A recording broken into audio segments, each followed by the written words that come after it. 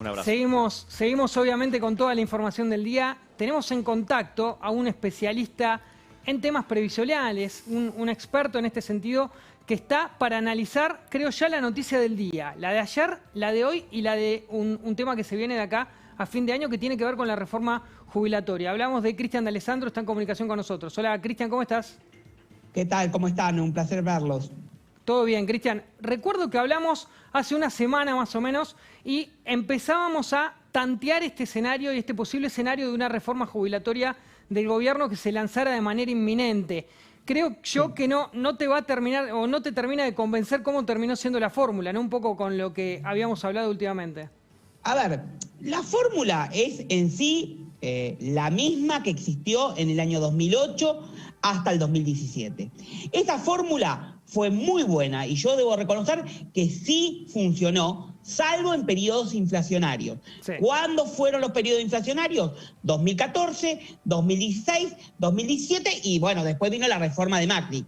En esos tres periodos, ahí los jubilados perdieron. Por lo que la fórmula tal cual hoy se propicia es muy buena, pero para que sea perfecta debería tener una cláusula gatillo, por lo menos que emparde con la inflación o de algún mecanismo para que los jubilados, en caso de que la inflación sea muy alta, se empareje con algún tipo de bono, claro, por lo menos para los más postergados. Ahora, Cristian, un poco la cláusula gatillo siempre lo decimos. Alberto Fernández siempre ha sido un poco enemigo de tomar este tipo de decisiones. Me gustaría que le resumas a la gente y que le expliques en detalle cómo es esta nueva cláusula, 50-50, 50-50 en algún sentido, por salarios y por qué no por inflación, sino que se hace por salarios y por recaudación. Pero me gustaría que lo expliques vos, que sos experto.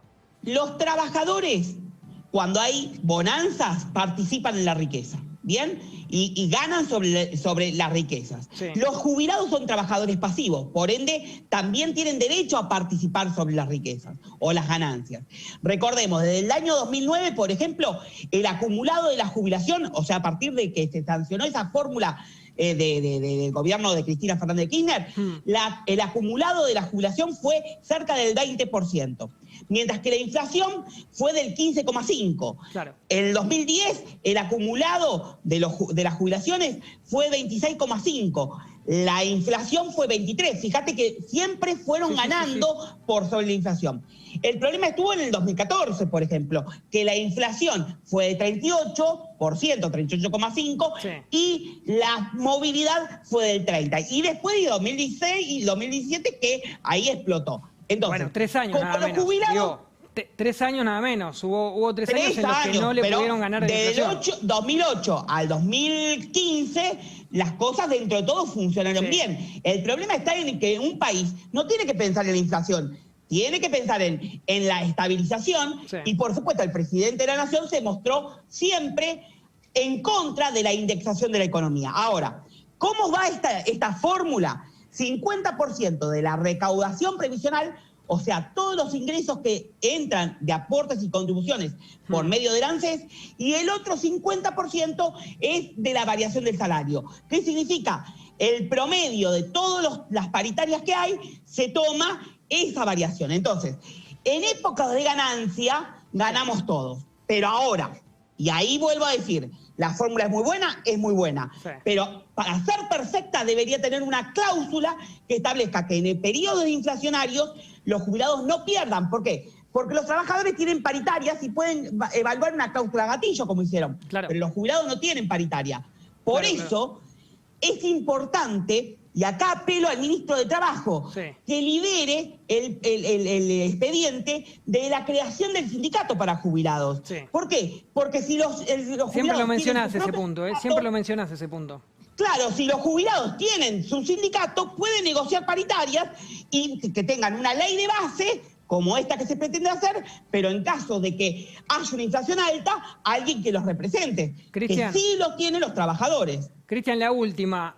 ¿Difícil algún cambio en el Congreso, no? Más allá de estas expectativas que vos tenés, ¿ves difícil algún cambio? No sé. Es negociable. Yo creo a ver, yo creo que tiraron esta fórmula para después negociar. Y seguramente, y quiero creer, porque también hablé con, en su momento, el presidente de la Comisión de Diputados de Previsión Social, sí, que también se manifestaba a favor de alguna cláusula que establezca alguna compensación si hay inflación.